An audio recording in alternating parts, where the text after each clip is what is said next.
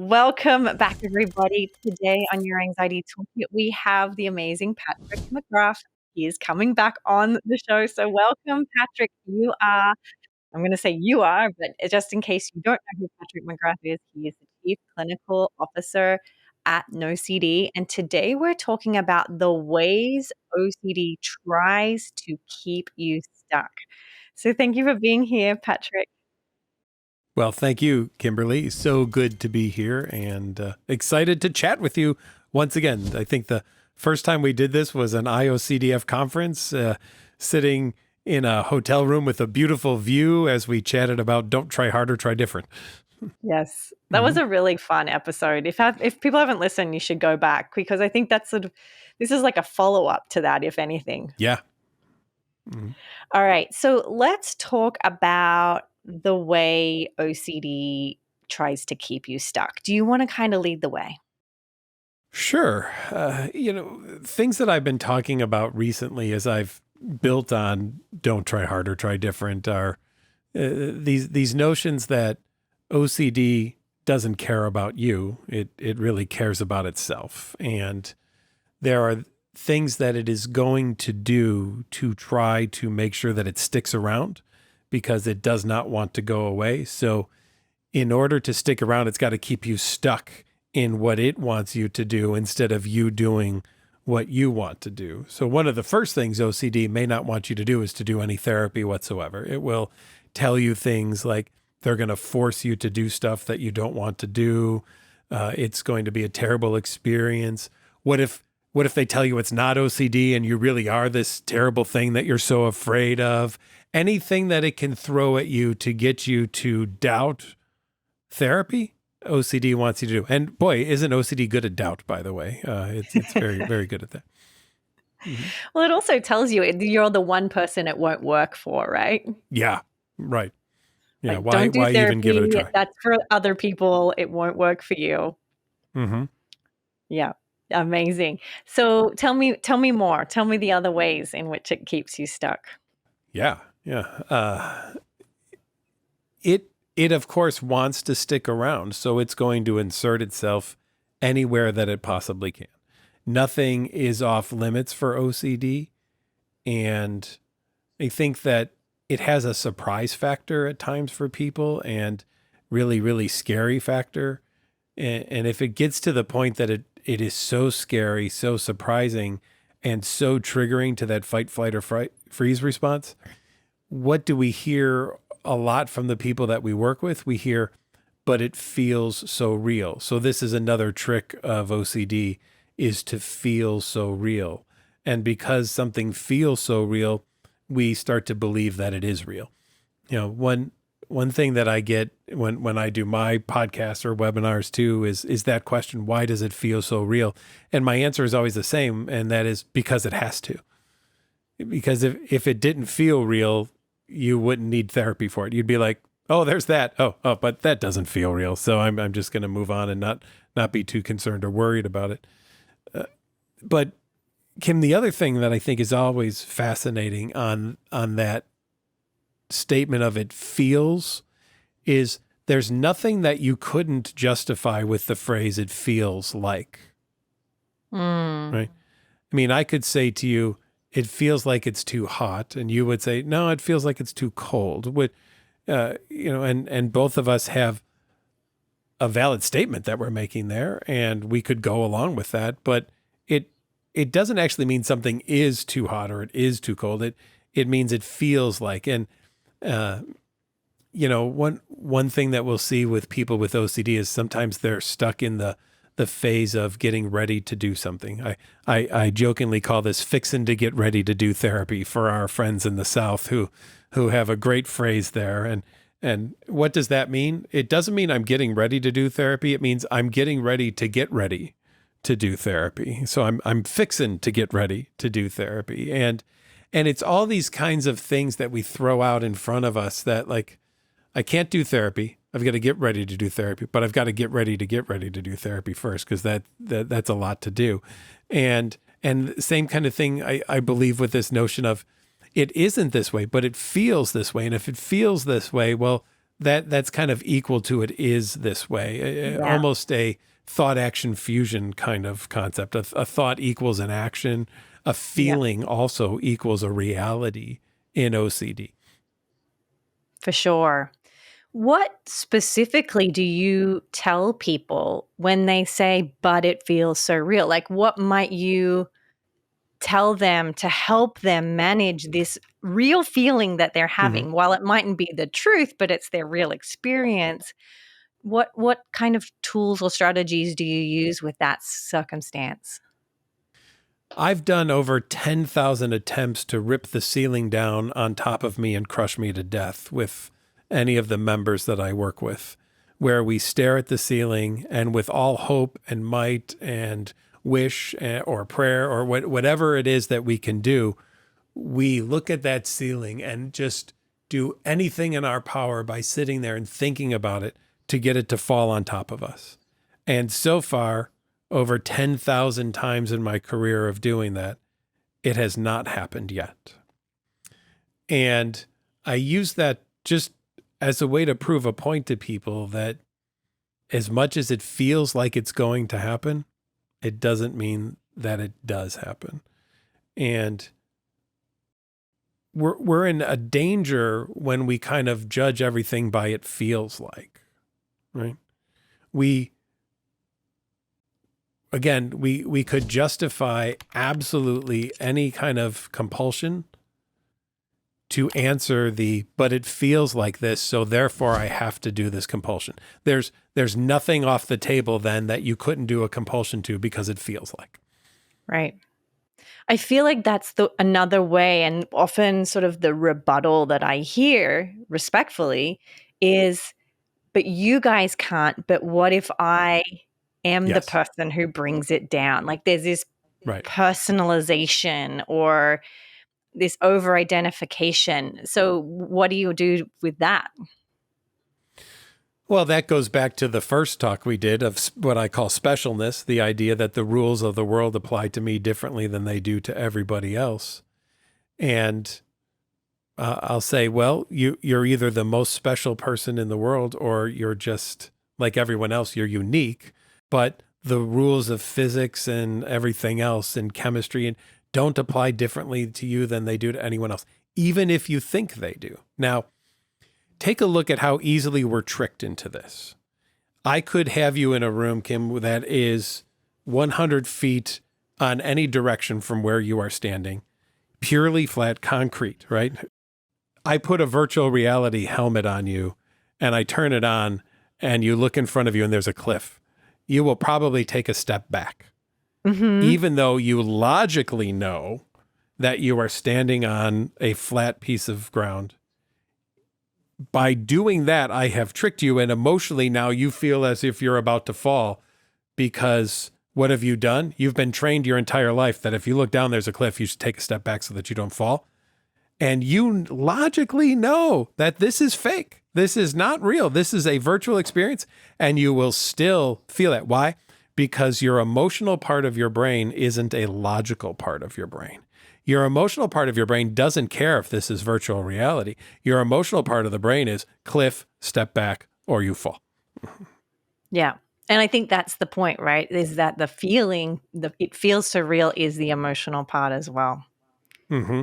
Yeah. Yeah. And isn't OCD a master manipulator of emotions? Yeah. Yeah. So if OCD knows this, that's where it's going to go. Yeah. Just yesterday, I was doing a Q&A on Instagram, and surprisingly, this is not common, but just yesterday, it was the trend. So many people were asking, how do I not feel this feeling? Like, how do I not feel guilt when I do exposure? How do I not feel panic when I do exposure? How do I not feel anxiety when I go to the supermarket? Yeah. Um, and I think that is a way in which OCD can target. Yeah. Yeah, because OCD then at the back end spike will say, well, now that you've gone through therapy and this doesn't bother you anymore, you must truly be the monster that you were afraid you were because you're not bothered by it. Yeah. Which is usually when I take my wallet out and I show them the card in my wallet that says, I hope my parents die tonight, please God, and there's a 666 on the card, which has been in my wallet for 18 years at this point, that I carry with me on a daily basis to show people I would never ask you to do anything I wouldn't be willing to do myself. Yeah. Yeah. Amazing. And my What parents are still alive, by the way. oh, Yeah. I thought about asking you that question, but I didn't want us Yeah. to go down the wrong way. No. Because then my reply is, but one day the card will be right. Yeah. So that card has a one-time use for each parent. Yeah. Maybe twice if they get resuscitated and they're brought back to life. I may kill them, they come back, and then I may kill them again with the card. It's a possibility. Yes. Yes. It's so hard to reconcile what's real and what's not. Yeah. Oh, and even if you don't have OCD, sometimes that can be difficult, right? Yeah. What is that ad we saw today? A real ad or an AI generated thing? We're getting really good at being able to fool people, and our brains have already been able to fool us, and now technology comes along and can do so, and then OCD, because it doubts everything, doesn't care how real something is or isn't. It's still going to say, but how do you know? How can Yeah. you be sure? And so I think that that's another way of getting people really stuck, right? Is the insistent doubt. I mean, it is the doubting disorder. And what does the doubting disorder want? An absolute answer. And what will it not accept? An absolute answer. Why? Because it doubts every answer you give it. So you can't give OCD what it demands, even though it keeps demanding it. Yep. Yep. How else does OCD keep us stuck? It blames you for anything that goes wrong, even if it's the fault of it going wrong. If you lose your job because you are halfway there and you keep thinking, oh, but what if I didn't lock the door right? And then a wind blows and the door opens and then the pets get out and they run out in the street and they get run over by a truck or a bus or a car and they're dead and it's all me. But work has told me that if I'm late one more time, I will be fired. And I look at the watch and like, as long as there's not a train, I'm going to be able to get back home, check that lock one more time. And I go home, I check it, and I'm on the way back and there's a train. And they meet me at the door when I arrive 8 minutes late with my stuff and say, sorry, this was the last chance. OCD is not going to say, I'm really sorry I made you go back to the house. It's going to say, if you weren't such an idiot and you had locked the door the right way the first time, you wouldn't have had to go back and check it. It's all your fault that you lost your job. Yeah. Mean. Yeah, it's kind of an ass, right? I mean, yeah, it really is. So I've never met an OCD that once has taken responsibility for anything that's gone wrong. Yeah. It will always take the blame for things going right? It'll say, I'm the only reason why things have gone well in your life, but it will never take the blame for anything going wrong. Right. And it just keeps telling you didn't do it right. You could have done it better. Oh, yeah. Yeah. Yeah. Yeah. Which I think too, for people with OCD, that's pretty convincing, right? When you're trying to get certainty, that's pretty convincing. That's why it is, you get stuck in that. I know a lot of people who start to not just think that, they start to truly believe this as well. Yeah.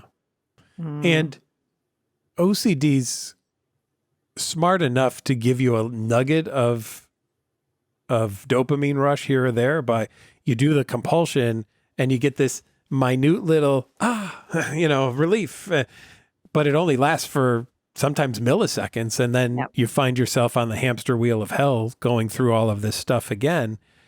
And therefore it's kind of like a drug dealer in a way, right? It's giving you little bits of things, but it's always leading you on to do more, and of course, you and I have never met anyone who's done enough for OCD to say, okay, thanks, we're good now. You've done all that I need. That you can have OCD for over 80 years of your life. And I've met people that are almost that old that I've treated who still in 80 years of compulsions didn't satisfy OCD.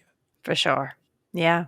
I mean, and that is the hardest piece too, is that you could have done a little more, you could have done it a little better, you could have done it till it felt right, that's absolutely all the way through it, I think, and shows up in so many different ways, which makes Mm-hmm. it harder to detect. Yeah. Yeah. And some of that comes from the lie that OCD tells that you do have the ability to achieve certainty. And we unfortunately fall for that lie and believe that to be true.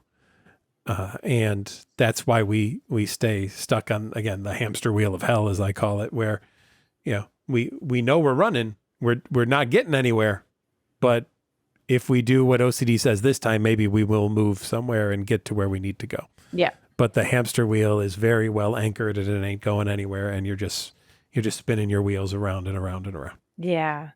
OCD has this way, even when you get certainty, it always has another additional piece to add, like, but are you sure? Or, Yeah. there's always, it's got a strategy. Here's the OCD backhanded compliment. Nice job. Now round 2. Yep. Yep. Right? And there's an infinite number of rounds. So it, great job. Now round 3,942. And then once you get that one, there'll be another one. But you're edging closer to that nirvana perfection just right experience. Yep. You'll never actually get there. I mean, think of it this way, Kim. Imagine applying to college and when you go interview, they sit you down and say, Ms. Quinlan, welcome to Crapo University. We're so glad that you're here. Just so you know, no matter how hard you try at Crapo University, you will never actually graduate. But we expect that you will be here for the rest of your life, paying us tuition, taking classes, and you'll get so close, but you will never actually get a diploma. Welcome to Crapo University, right? You'd be like, this sucks. I'm not going to this school. This is crap. Yeah. Yes, it is crap. That's why it's called Crapo University, right? You would not go to that school. Right. But that's interesting. So there has to be, like, most people with OCD are incredibly intelligent, Sure. right? Incredibly funny, incredibly creative. No one, in that case, we would all go, no, thank you, Crapo University. That doesn't sound right. But it still has the ability to make it not sound appealing, but somewhat, like, to draw you in. And that's why I think this is so frustrating, is because these are intelligent people. Yes. But this is not a logical problem. This is an emotional problem. Mm-hmm. And that's why amazingly intelligent people get fooled by OCD all the time, because OCD presents itself as a logical problem and makes it seem like the only way to solve it is with logic, but that is not how you solve OCD. Yeah. You don't solve it with logic, because OCD logic is different than our logic who don't have OCD. OCD logic has one more thing on it that non-OCD logic has, which is the yeah, but what if question. And so no matter what logical answer a therapist gives you, or a friend or colleague or loved one gives you, you will always be able to follow it with, yeah, but what if, and then blah, blah, blah, blah, blah. Yeah. Yeah. And a whole flood of really, really uncomfortable feelings. Totally. Right. Yeah. I mean, they just come right along with it. Yeah. Yeah. Yeah. And in many ways, it's a fascinating condition. And I know I'm on September 1st will be 25 years I'm treating OCD, and I'm still not bored with it. And I'm still excited to work with people who have it, because I love the fact that it is treatable, but I'm always amazed at how deep it can get people to go down its rabbit hole. Mm-hmm. And to abandon their values. And, like, that's the really heartbreaking piece. Like, if you think about con artists or, scammers, and they can get you to do things you wouldn't otherwise do, but OCD can do the same. It can get you to abandon your family, your life, your goals, your dreams, your values. Like, that's rough. Yeah. It's Stockholm syndrome, right? You almost love your captor and do whatever it wants. And yet, I've recently come up with a really interesting way to get people to challenge OCD a little differently.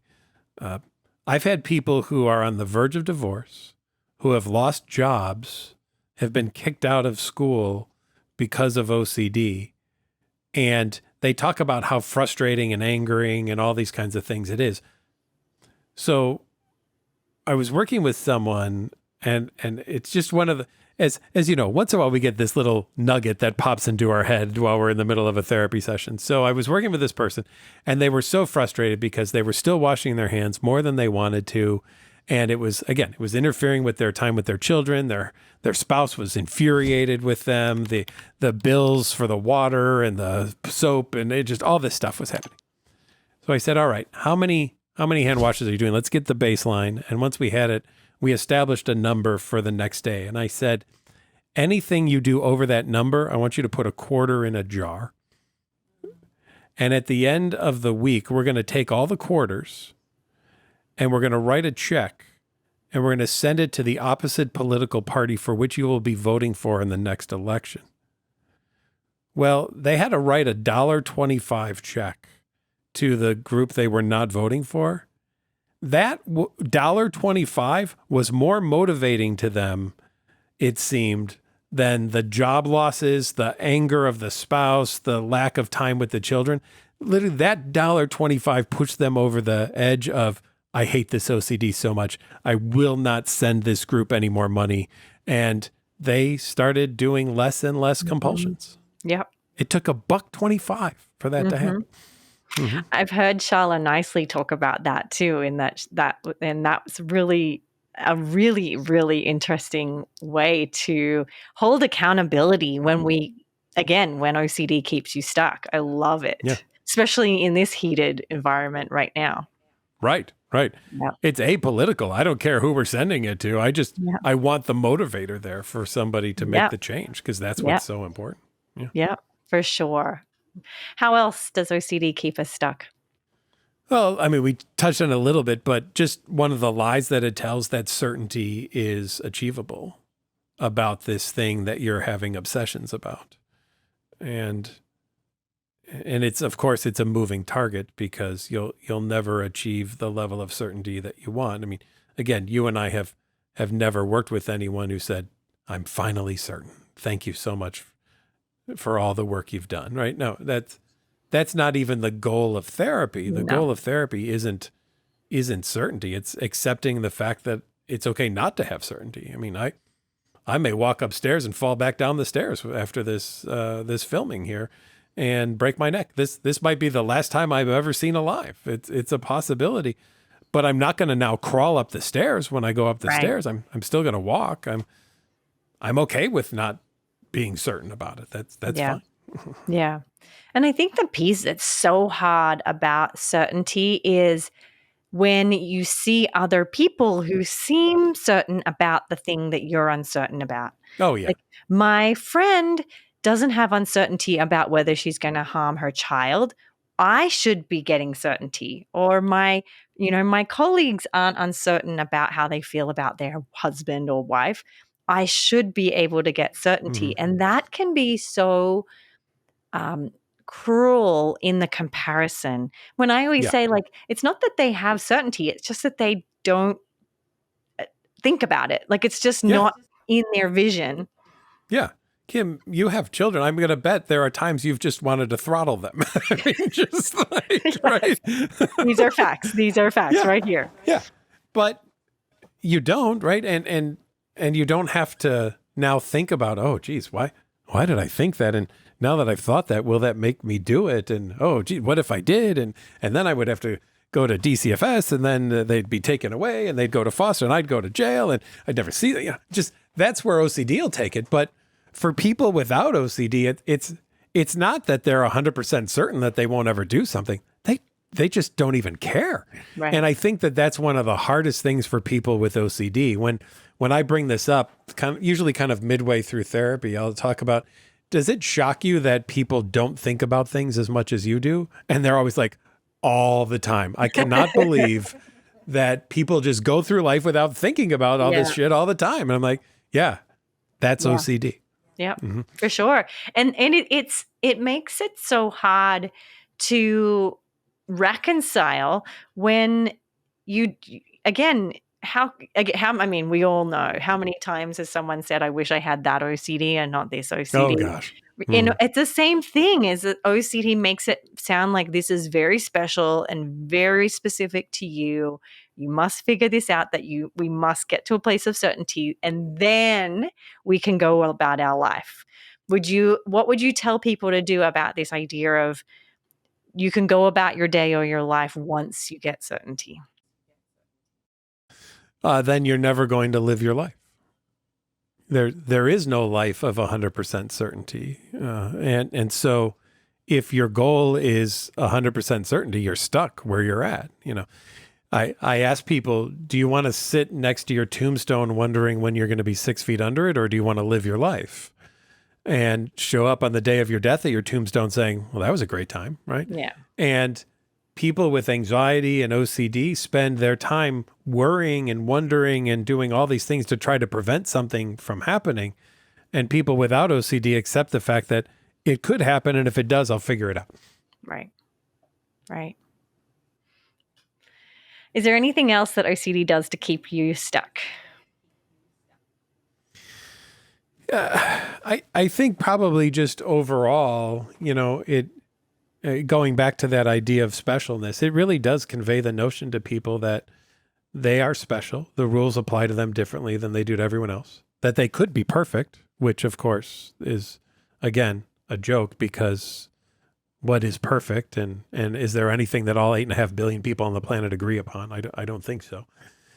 And it's tricky in the sense that it really can take neutral things and get you to believe something about them that is not neutral, right? That is bad and awful and horrible.